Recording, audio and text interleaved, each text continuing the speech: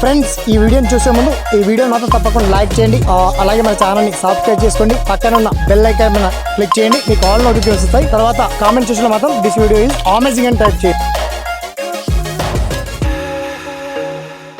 నా పేరు శ్రీనివాస్, మీరు చూస్తున్నారు ఎస్పీఎన్ ఎడ్యుకేషన్ యూట్యూబ్ ఛానల్. మొత్తానికి తెలంగాణ రాష్ట్రం అంటే రాష్ట్రంలో కాంగ్రెస్ పార్టీ అధికారంలోకి వచ్చిన తర్వాత తొలి నోటిఫికేషన్ ఇదేనా?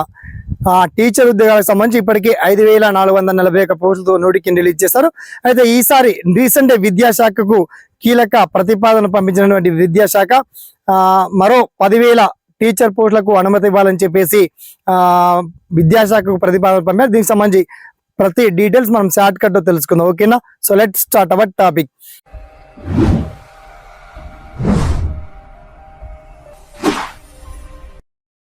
సో ఫ్రెండ్స్, ఇప్పటికే టెట్ క్వాలిఫై అయ్యి డిఎడ్ క్వాలిఫై అయ్యి టీచర్ ఉద్యోగాలే లక్ష్యంగా ఎదురు చూస్తున్నటువంటి వాళ్ళకి ప్రభుత్వం మాత్రం కొంచెం గుడ్ న్యూస్ అందించేటువంటి అవకాశం ఎక్కువగా కనబడుతుంది.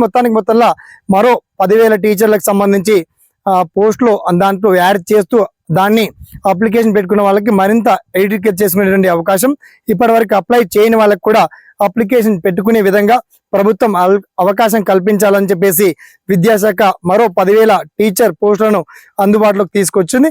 మరి ఈ ప్రక్రియ మనకు జనవరి 1st వీక్ నుంచి కొనసాగేటువంటి ఛాన్స్ ఉంది. దీనికి సంబంధించి మిగతా పర్టికులర్ డీటెయిల్స్ అన్ని కూడా చాలా క్లియర్ అండ్ వెల్కట్ గా మీకు వీడియో కింద లింక్ మాత్రం అప్గ్రేడ్ చేశానండి, ఓకేనా?